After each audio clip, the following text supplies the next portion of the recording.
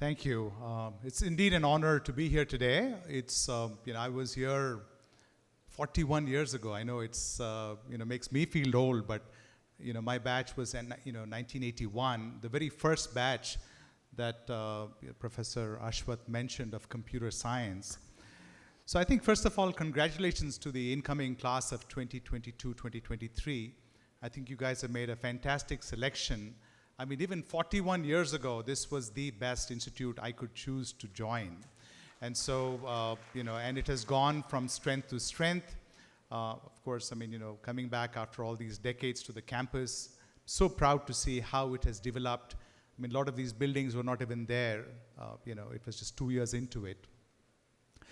So I think, what I want to do today is I want to keep this fairly interactive. I don't want this to be like a long lecture. I think some of you are already getting a little restless. So if some of the AV people have a microphone, I want you to have one which we can pass around a little later in my talk. So we'll make sure that, those who are falling asleep wake up. All right, so I think what I want to do is talk to you a little bit about my own journey and basically sort of share with you why or what you need to get out of the 4 years that you're going to spend in this wonderful campus. So I've always been very, very entrepreneurial, and I started my first company even while I was at BIT. So I started my first venture even before I graduated. And again, unlike India today, back in the 80s, we didn't have that many entrepreneurial opportunities in India. So I went to the Silicon Valley in the late 80s, and then of course I had a pretty string of very successful companies that I founded and ran. They did talk about some of them. We built the world's fastest supercomputer in 2004. And again, for somebody from your college to have done that, we beat the IBMs and the Crays and the HPs to do that. It's no small achievement, and so really, I think what you're getting here is an opportunity to dream very, very big. And so I was just like you guys. I was sitting, in this hall, not, some decades ago. But if I could do it, you could do it as well. So some of the things I want you to sort of think about is that really what your parents and you have worked towards, and this opportunity that has been given to you, is a tool for you to make your career and your life out of, right? And so take advantage. The very fact that the principal and the faculty today have given you opportunity to interact with all of the eminent people on the dais, right? That shows how forward-thinking they are. That shows that this institute cares much beyond just academics, right? They're trying to make you well-rounded citizens and well-rounded contributors to society and to your own career growth. So I think I want to sort of share some of my own learnings in this journey. And as they mentioned, I also currently serve as chairman of TIE Global. TIE stands for the Indus Entrepreneurs. It's the world's largest not-for-profit fostering entrepreneurship. So today we are in 14 different countries and we have 57 chapters. And what TIE does, it actually helps other people, create companies and create wealth. It started in the Silicon Valley in 1992, and at that time, there was still very much a glass ceiling. And so there were very, very few people who looked like you and me, who were brown-skinned and who had come from India, who had done well. So you could count them on the fingers of one hand, the people who had really done well and listed their companies on the NASDAQ or the New York Stock Exchange. And so these people, after they did well, they said, okay, how do we help our fellow entrepreneurs or our fellow countrymen? And rather than just make donations from the money they had earned, they said, let us help other people create wealth or create companies. And that's how TIE got started exactly 30 years ago. I was still in my late 20s when I joined TIE as a volunteer. And over the decades, I have worked my way up in various capacities. But we have 4 pillars of TIE, and I think this is something that is universally going to be useful, and so I'm going to share those 4 pillars. One is inspiration. You really do need to have role models that you look forward to get inspired from. When I was in BIT, one of my role models was the founder of Apple, Steve Jobs. So I still remember in my dorm room in BIT, I had a poster of Steve Jobs. And think about it, this is in the early 80s, right? And so I was already thinking about, okay, how can I become an entrepreneur? How can I do this? So I had a poster of Steve Jobs in my, in my dorm room here in BIT, right, in the hostel. And so, you need to have people who, inspire you. So inspiration is one big aspect of this. The other aspect of it is education, right? And this is education not just in a formal capacity, like all of you are going to do over the next 4 years, but just knowledge, right? Seeking knowledge. And today, thanks to the internet, you could just go and get so much of information by listening to YouTube or listening to other successful people talk. And so information is a big part of it, education and information. The third aspect of it, and this is very, very key, is networking. You really need to take advantage of every opportunity you get to network, to make connections, and it is invaluable. In fact, even in my own journey, right, many of my co-founders, my investors, my customers, and finally even the people who acquired my companies came from the network that I built. And so I can't emphasize enough how important it is to network. And finally, the fourth leg of TIE, or the fourth pillar of TIE, is funding. And so we do have lots and lots of angel and other kinds of investments that we do. So you should go and check out tie.org, TIE.org. That's the website. We do have a very vibrant chapter in Bangalore as well. I think Ravindra, who's on the panel, he's also a charter member in TIE Bangalore. And so we do have student programs. You should go look at TIE Bangalore and see if you can get involved. It's just a fantastic organization. So, I mean, did we find a microphone that can go around? Do we have a microphone, the AV people? Mic idea pale? Ad ಸ್ವಲ್ಪ audience.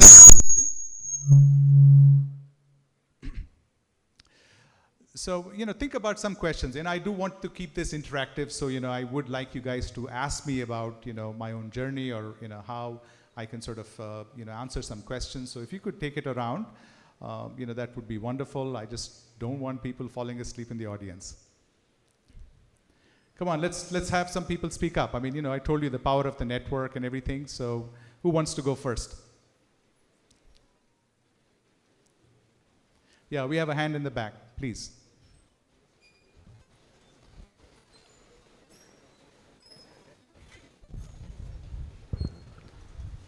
Hello, sir. Hi. Sir, as you mentioned, like in 1980s, you started your very first company in college. So what was the drive? Like what made you start your first company right there in college in time of 1980s? Money. Okay, so small anecdote, I'll tell you a little story. So when I wanted to come to college, my parents were middle class, so I said, hey, I wanted a bike. And they said, no, here you can either get a moped or you take the city bus. And I said, no, I wanted a motorcycle. I mean, I can't impress any girls if I go on a moped. So, so then I said, okay, fine. I mean, my dad said, sorry, moped or take the bus. So I said, okay, how do I buy my own motorcycle, right? And so I said, okay, let me sort of start earning my own money. And so before I graduated, I mean, I had bought my own Maruti Gypsy and everything even before I got out of campus. So I think, yes, to answer your question, it was money, but it's really, I think, now I'm much more mature and, I don't need to work for money anymore, but I think it's just to create value, right? So if you look at my own career over the years, I have helped create thousands of jobs, right? So the impact is very, very huge. And so just value creation. I mean, there is no joy, no greater joy than being an entrepreneur, because you're doing something for the community, you're helping people create value. And also I think I can't I mean, we also have to talk about the environment, right? So today a lot of the investments or opportunities I fund actually have to do with environment as well. So we have to take care of Mother Earth. Thank you so much, sir. Yeah. All right, next question. Let's keep it going pretty quick. All right, one behind you, sir, at the very end. Looks like the backbenchers have all the questions today. Good morning, sir. Good morning. Sir, I have a question. How to get internships in the college? One more time. How to get what? How to get internships in the college? How to get internships in the college. Okay. No, that's actually not for, ask me entrepreneurial questions. I mean, that's something I'm sure you have sort of people in the college campus who can help you with that. but I don't really have answers as to how you can get internship in this specific campus. Thank you. Yeah, so Ravindra said he will cover it in the panel. So that answer is, just save that question for later. I also want to hear from the female students, so don't be shy. I mean, you have to put your hand up higher. I can see it, but the guy with the mic cannot. So, a question. Good morning, sir. Morning. How do you know which is the right problem to work on? As an entrepreneur, how do you, evaluate an idea or a particular problem? Which is that particular problem that we should work on?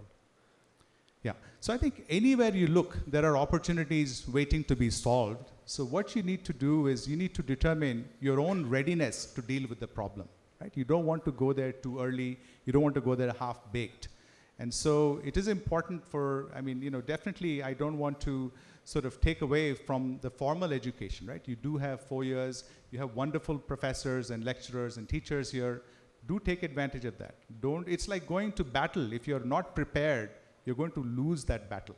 So even, I know that the current trend is, or even I myself said, look, I couldn't wait. I started my first entrepreneurial venture in college. But I can't emphasize enough that you do need to have a formal education, and you do need to have the skills to solve that problem, right? I mean, because anywhere you look, there are problems waiting to be solved. What is your unique ability and your unique experience to deal with that problem? Because you don't want to sort of learn at your own, in the cost of your own mistakes, right? You do want to get the experience. True. And so that's something I would recommend. Yeah, thank you. Yeah, let's keep that mic going around fast. Otherwise, it's going to take up time. There are other wonderful speakers you should hear from. There was a lady who had put up her hand, a young lady. Yeah, please stand up so that they can see where you are. Nim right side, I'll kodappa. Good morning, sir. Morning. I'm Vibha Prasad, and I'm usually very scared of speaking like this, but I somehow stood up. No, this is how you get, over your fear of public speaking if you speak at every opportunity. Go ahead, relax. No matter how trendy entrepreneurship is, it's usually seen as a very big risk. Were you naturally a risk taker, or did you just pass the obstacle of taking the risk? Yeah. How did you do that? Right. So, not everybody is cut out to be an entrepreneur. So first of all, let me also sort of make that clear. While it's kind of the trend right now and it's pretty cool, not everybody needs to be an entrepreneur, right? And you could sort of join hands and you can become an entrepreneur. You can actually join a company and do entrepreneurial things within that company. The most important thing, as I said earlier, was you need to be prepared. You need to be prepared to succeed. If you go in there unprepared, or if you don't have all the attributes to become successful, then it wouldn't be a risk worth taking, right? Because you take the risk, then you are going to fail. So if everybody in this room said, okay, I'm just going to go jump into entrepreneurship tomorrow, 99% of them will fail, right? And so you do want to make sure these are calculated risks, and only if you're prepared. And preparation means not just academically, but with experience. You need to have some idea of the marketplace. Do you have networks or connections with customers? Do you have networks or connections with investors? You need all of that stuff. If you don't have it, then chances of your success are very, very slim. Okay? Adu mic pass ಮಾಡ್ತಾ ಇರಿಪ್ಪ. ಈ ಕಡೆ ಒಬ್ರು ಇದ್ದಾರೆ ನೋಡಿ left ಅಲ್ಲಿ. Please stand up again, the lady in the white. Yeah, you got your hand up for a while.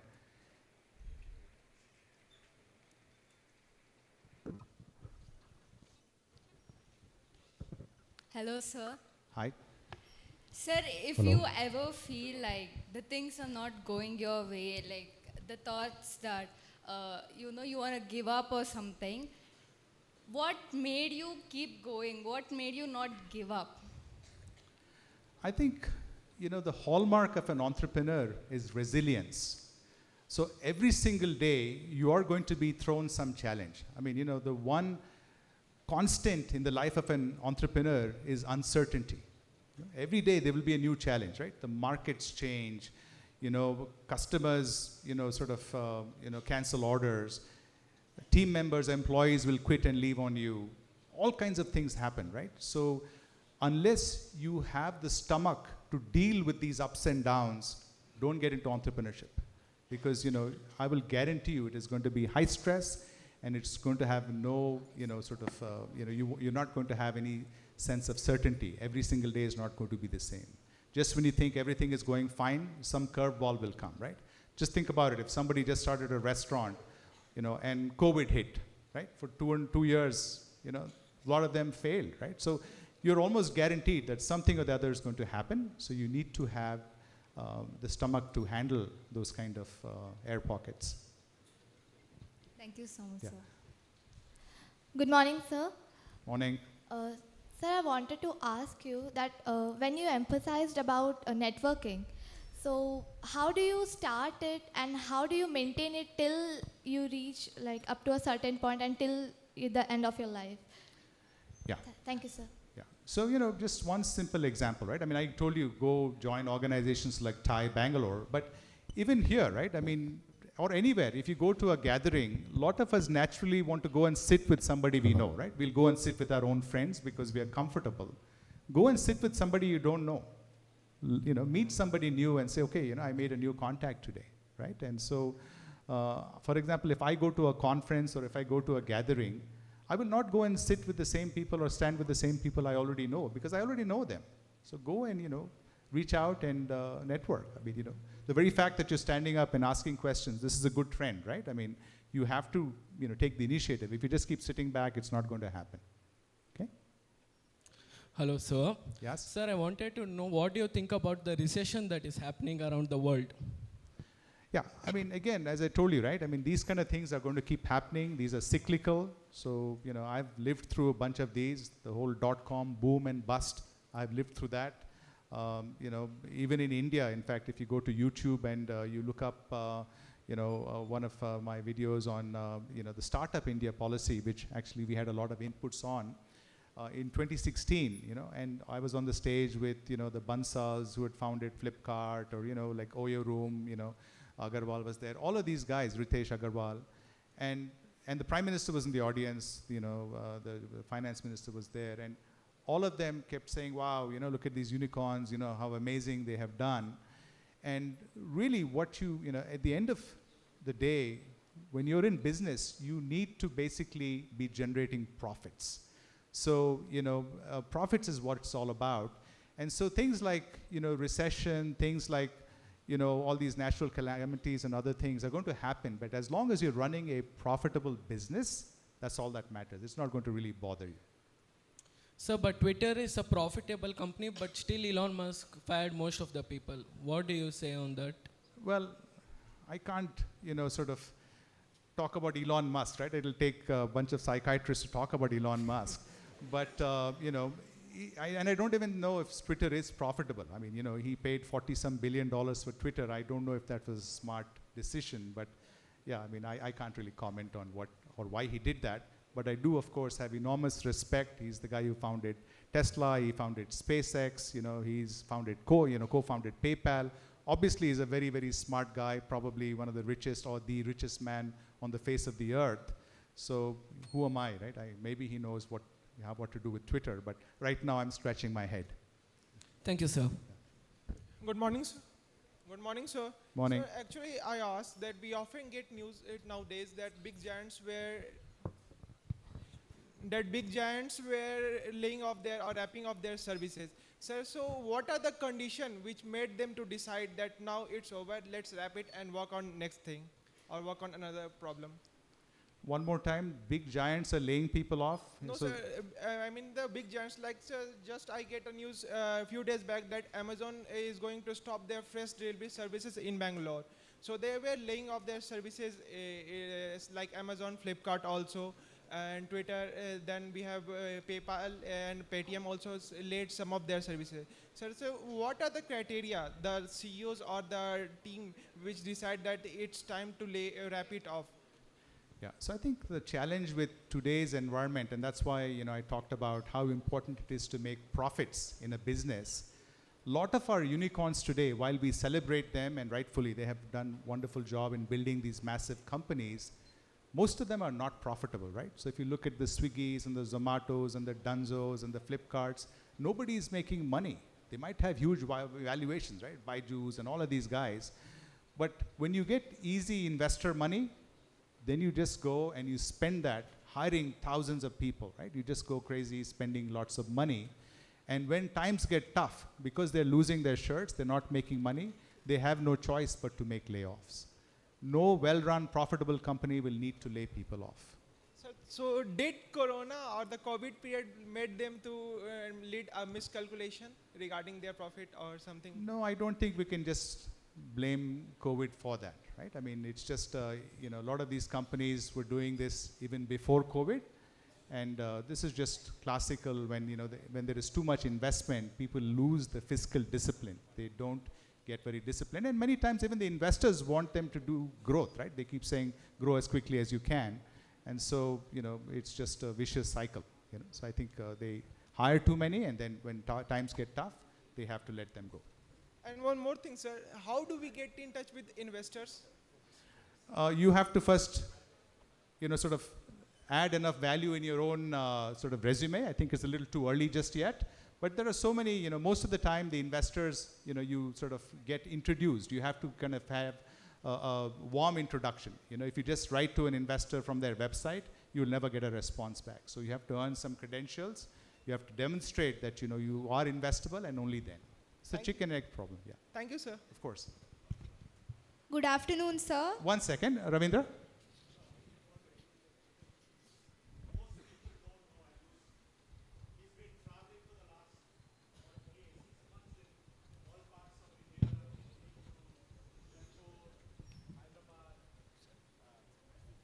So most people don't know. I've known he's been traveling. He's been visiting India for the last few years, and especially the last few months.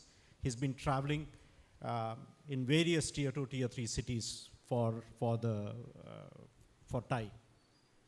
2 minutes, because I've seen a whole lot of negative piece coming through. I want you to look at 2 minutes of what you see happening as the energy level, because I'm you know, amazed by the energy level that I see across the country as we go through. So it'll be good. I'm sorry I'm not taking away your time. I'm just making this a point for him to address, because you don't know what he's been doing for the last few months. So B.J, just cover 2 minutes on what you see is happening and what's the opportunity from a global perspective, because that kind of sets the stage. Sure. So, I mean, you know, clearly, I mean, you know, I'm an entrepreneur. I'm a die-hard entrepreneur, right? I mean, I live and breathe entrepreneurship. So I'm not saying don't become entrepreneurs. I'm just saying that, first of all, be prepared before you jump into entrepreneurship, right? You don't want to go into battle unprepared. And secondly, there are opportunities, and I think, you know, today India's time has come, right? So I told you I went to the Silicon Valley in the 80s. If I were graduating from BIT today, I would not feel the need to go to some other foreign country. There are so many opportunities within our land itself. And so absolutely, I think, you know, you do need to look at entrepreneurship. I'm not trying to discourage you from entrepreneurship. I mean, I chair the world's largest entrepreneurial organization, so I'm the last guy who will say entrepreneurship is not good. But have the fundamentals clear, right? Think about how are you going to make profit. Think about, you know, are you geared for, you know, entrepreneurship or not? And that's when you need to get into it. But absolutely, I think, you know, this is still a wonderful opportunity, and you guys should do that. I don't know, Ravi, if that's what you wanted me to talk about, but why don't you come here and you can sort of, or maybe in your session you can cover it, yeah, because, you know, he's a VC, so he will talk about, you know, do's and don'ts. So do I have a few more minutes, or shall I stop? I think it's, okay, couple last 2 questions, if there are any, because, you know, they have some other amazing speakers. Good afternoon, sir. Hi. Yeah, what was the biggest obstacle you faced when you were starting a company, and how did you come about it? How did you solve the problem? So, you know, at every stage of your entrepreneurial journey, you're going to come across different problems, right? So when you're a one-person company, you know, you don't have credibility, you don't have, you know, customers don't know you, they don't trust you. When you're a giant company, you still have problems, right? So I think there is no one problem. I mean, you know, you will have, let's say, funding problems, right? You need investments. Now, whether you're a small, tiny startup or whether you're a large company, you will always need funding, right? Large, giant companies need billions of dollars. Small companies will need, you know, thousands or, you know, hundreds of thousands of dollars. So I think, you know, there is no specific or one problem. There will be problems of all kinds, and I'll guarantee you there will always be problems at any stage of, you know, your company or life. Okay? Thank you, sir. Okay, last question. Yeah. Good afternoon, sir. Hi. Sir, so as a student, how should we approach engineering? Like as a competition or as a life experience? So I think you just have to look at this as sort of a tool to help you succeed in your life, right? I mean, you need to sort of get real life skills to do something with your life. And so you have so many, I mean, a lot of us, including myself, right? When I came to college, it's like, oh, one more boring lecture, you know, like, I mean, I've got to sit through this, somehow hang in there to get my degree. Instead, you should look at this as something which is going to help you mold, you know, your skills.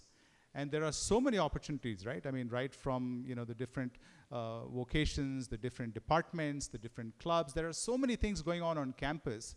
Just look and say, gosh, I have all these opportunities. Let me grab them and let me sort of, you know, absorb all of these that, you know, this wonderful institution is making available to me to make you better prepared to succeed in your life. And in whatever career, right? I mean, you don't have to necessarily be an entrepreneur, even if you're going to go and do higher studies or go work somewhere or teach or whatever you want to do, but you do want to take advantage of the opportunities you're getting, you know, at this place.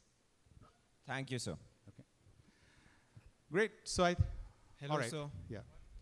Sir, Okay. can you give any tips like how did you manage studies and entrepreneurship together? Like you said, you were pursuing engineering and you started entrepreneurship, right, sir?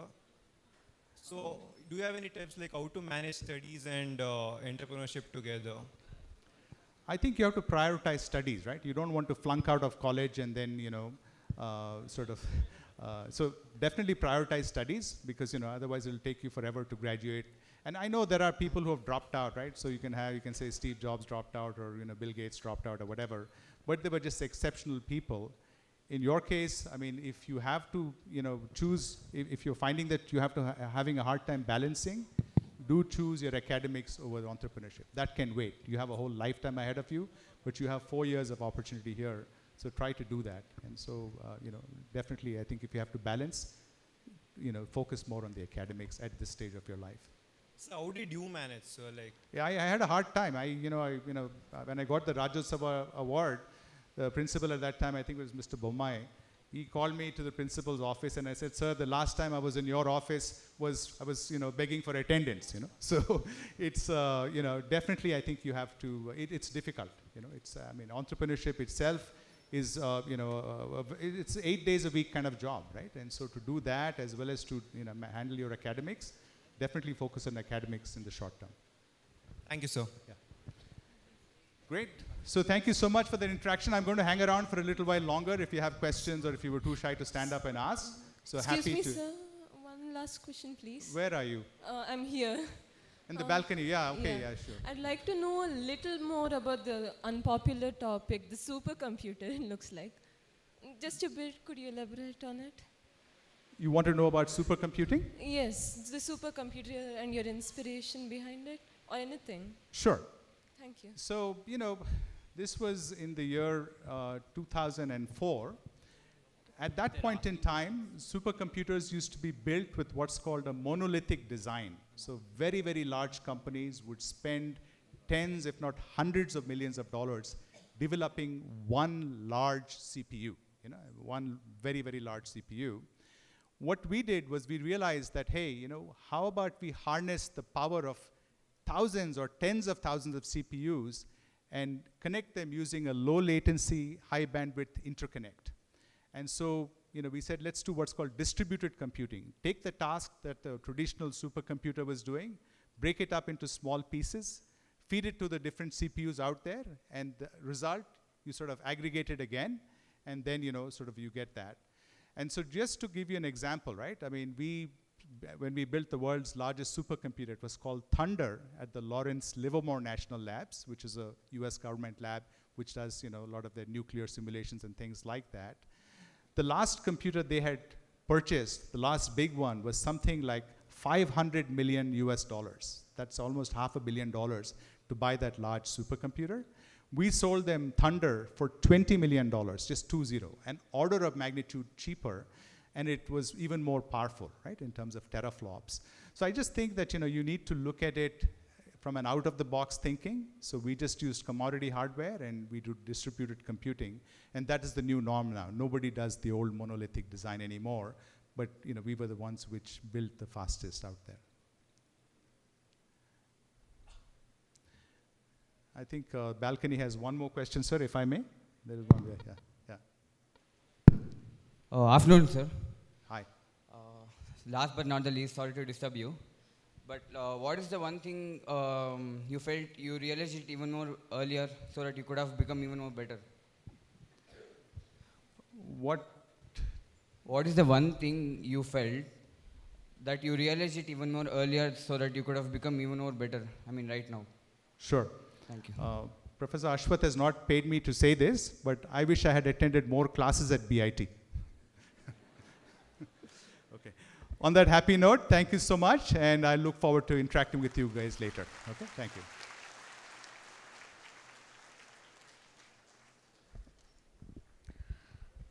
Thank you, sir. It was a very interesting session. You motivated all of us by taking us through the journey of your career, and you also shed light on the role of TIE in fostering entrepreneurship. Thank you for a very informative and interactive session, sir. As part of Industry Institute Interaction, we now have signing of MOUs with our new industrial partners. To initiate this, I call upon Dr. Shantala S., MOU Chairperson and Professor, Department of Electronics and Telecommunication Engineering.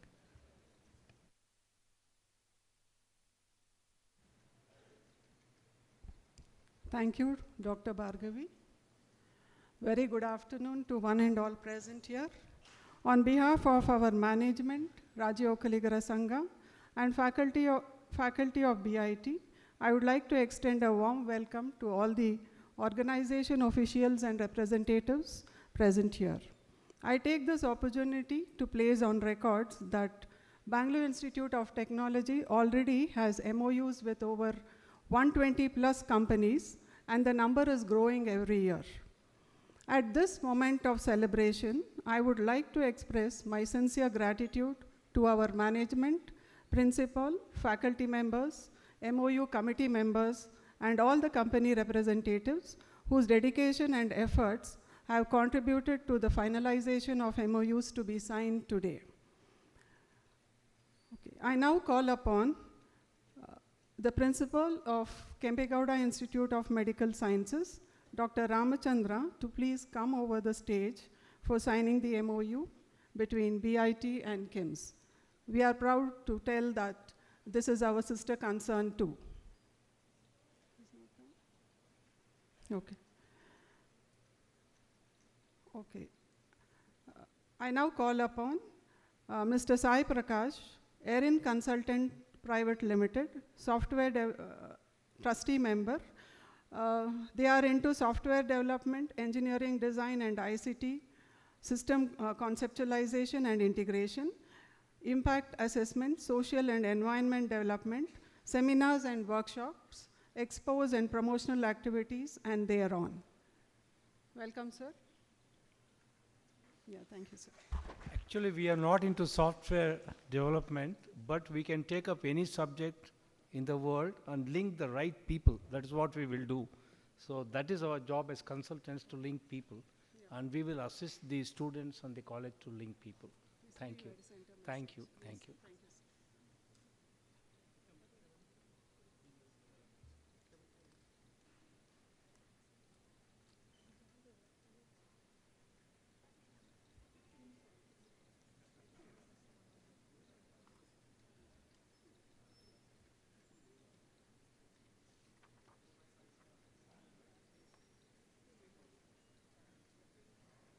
The table, Manjula, table is big.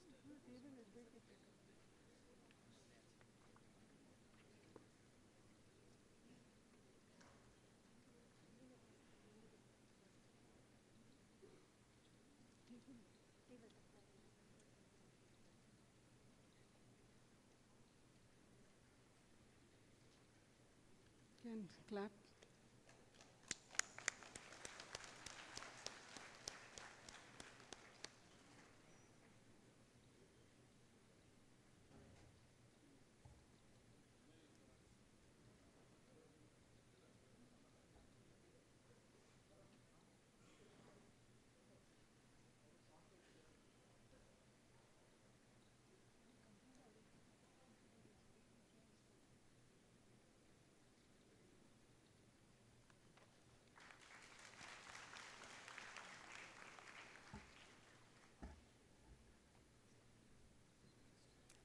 I now call up